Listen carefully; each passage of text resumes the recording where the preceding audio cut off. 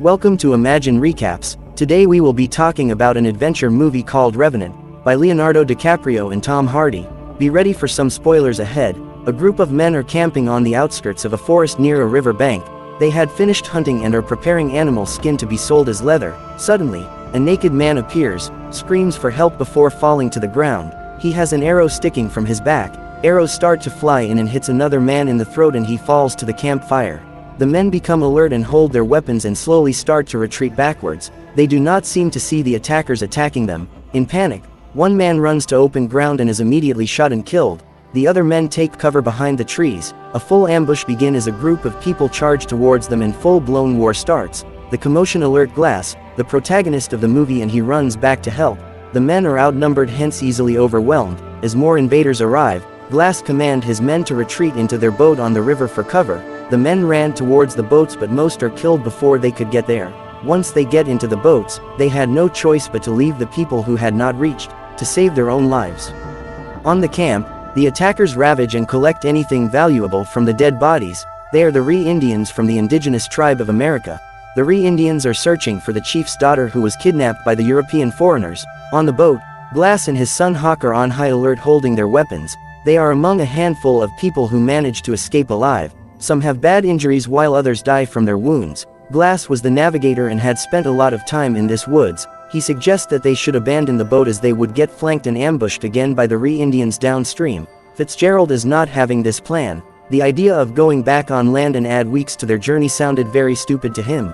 But the captain had made up his mind. They disembark from the boat together with their pelts and horse. Fitzgerald is complaining and still is not agreeing with the plan as they carry the pelts up the cliff. He is more concerned about losing the pelts than losing more lives. He turns his attention towards Glass' son, Hawk, who was half Native American. He hurls insults toward the boy but Glass keeps his cool and is not overreacting while defending his son. Later on that evening, they release the boat downstream in order to divert attention from them in case they were being followed. It turns out, Glass was right and his plan worked. The Re-Indians followed and intercepted the boat downstream but luckily no one alive was on board. On the other side, Glass and the men track onwards on foot. They carry the heavy pelts through the dense floor as rain fall on them. When the others are resting, Glass patrols the woods to check for any potential danger as it was his habit. From a distance, he sees some bear caps walking by. Glass holds his gun to his face ready to shoot. He is breathing heavily as he knows the kind of danger around him. Suddenly, the mother bear emerged from the back and knocked him to the ground. It drags his body helplessly against the ground as it bites and scratches him. He tries to fight back but the bear is too big and strong. It scratches his back open with its big claws and throw and drug him on the ground as he screams in pain. The bear steps on his head and sniffs his face to see if he is still alive. In spite of the pain he feels, Glass plays dead and remains as still and silent as possible to fool the bear. The bear leaves to check on her caps and Glass gets an opportunity to run away. He tries but he could only crawl for a few meters on the ground. Instead he reaches for his gun. He barely have enough strength to hold it up. When the bear realizes he is still alive, it charges back.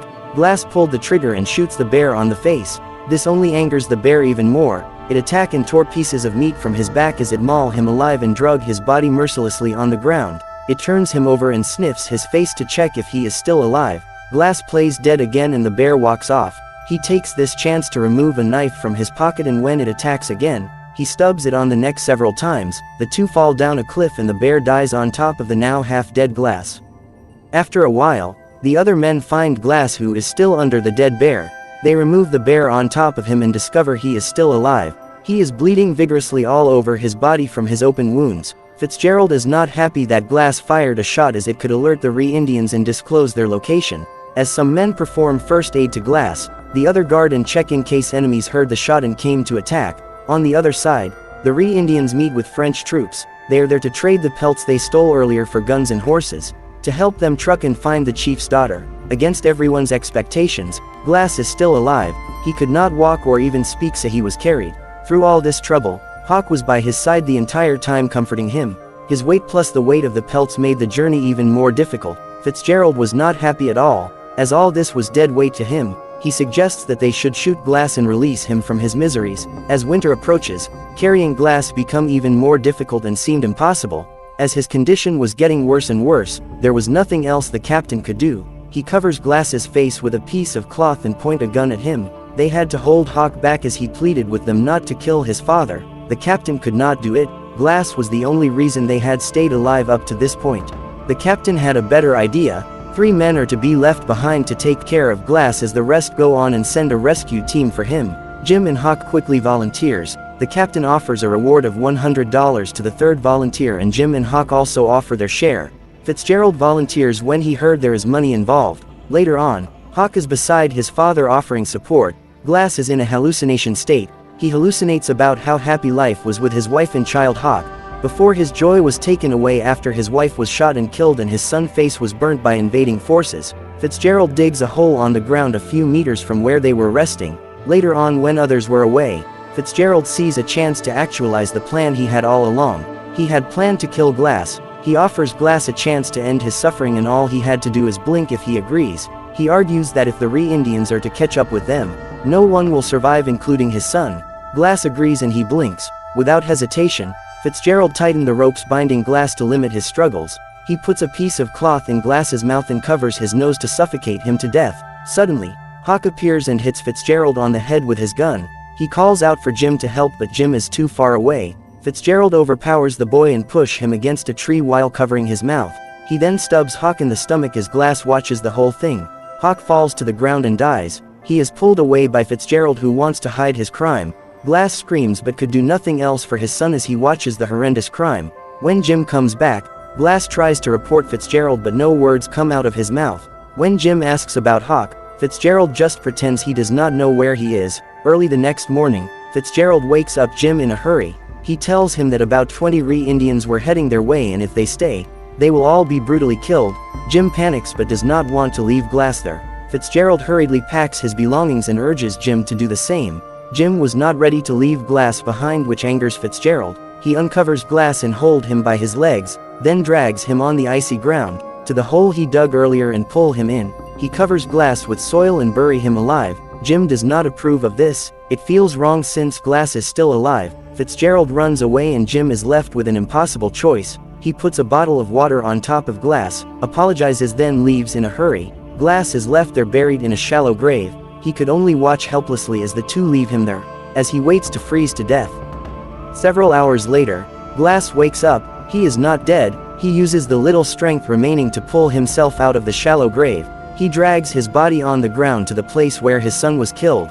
His blood is still very visible on the ice. Glass is determined to find his son, so he soldiers on. After crawling for some distance, he stops and his face reflects the horror he saw.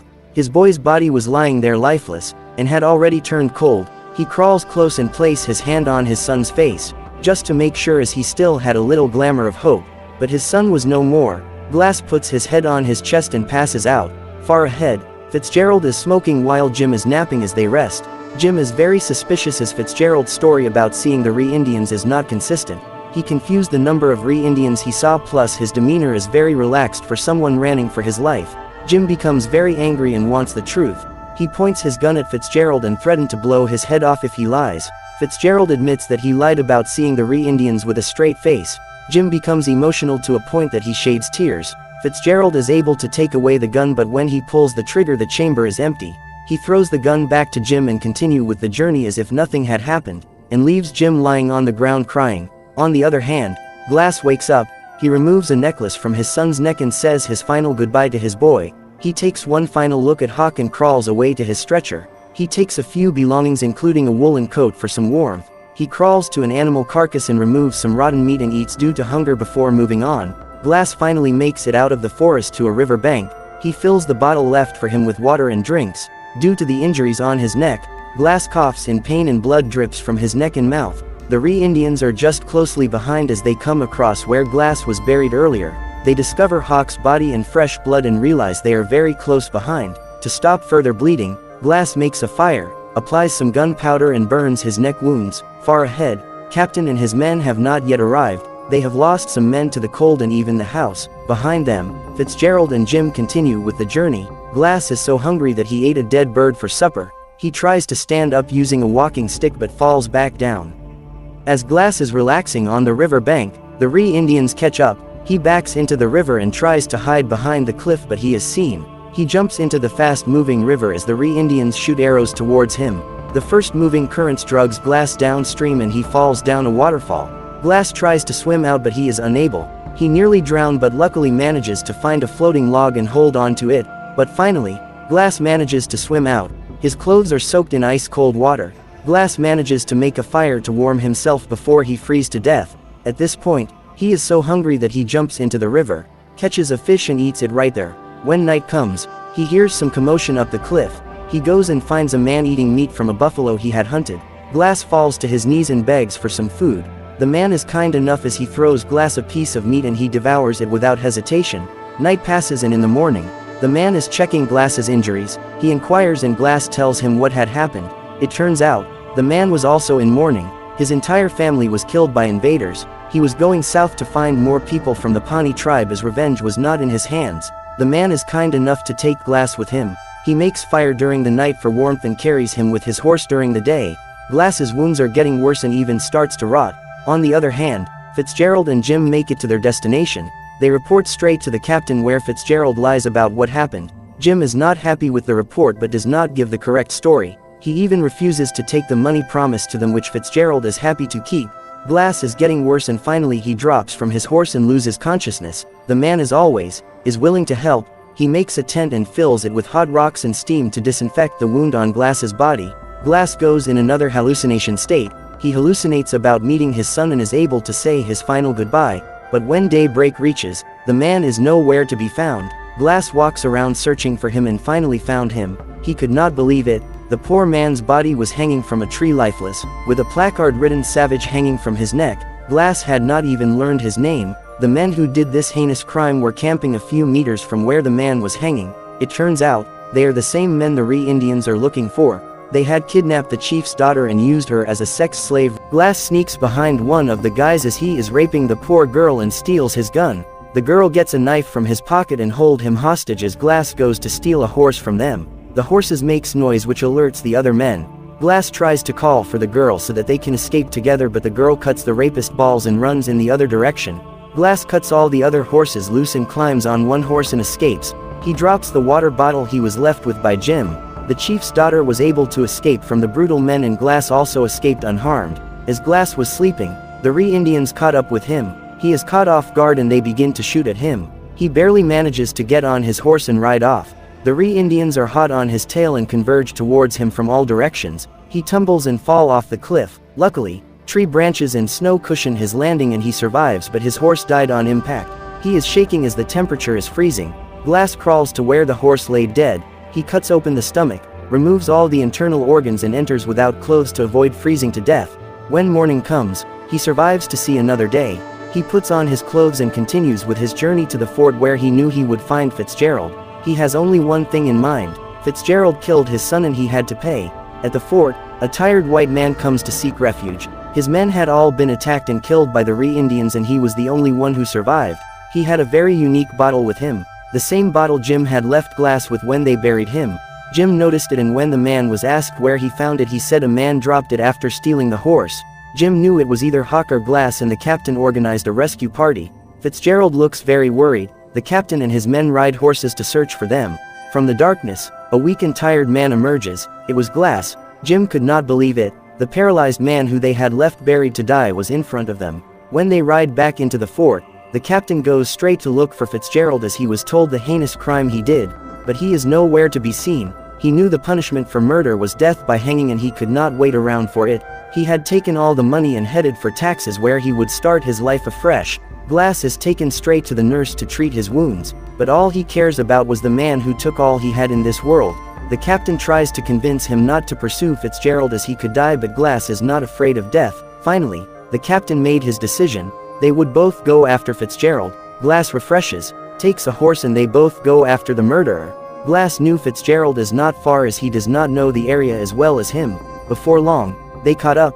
The two split in order to cover more distance. Glass finds traces of fire at a camping spot where Fitzgerald was. He knew he was not far. On the other side, Fitzgerald comes out of his hiding spot pointing a gun towards the captain. The captain tries to take a gun from his waist and Glass hears shot being fired. Glass quickly gets on his horse and goes to the direction to investigate. He finds a body lying down in the snow. Fitzgerald not only shot the captain, he also skinned the captain's head. Glass sees an avalanche from far and knew it as Fitzgerald. He comes up with a plan. He cuts a tree branch and continue with the journey in open field. Fitzgerald was hiding waiting for Glass, and when he sees them from far, he sniped and shot down the man riding the front horse and thought he had killed Glass, and when he went closer, Glass shot him on the shoulder. He was pretending to be the dead body and had propped up the captain body with the branch. Fitzgerald runs and tries to escape from Glass. Glass quickly take his gun and chase after him. Fitzgerald runs downhill through thick snow and Glass follows closely behind.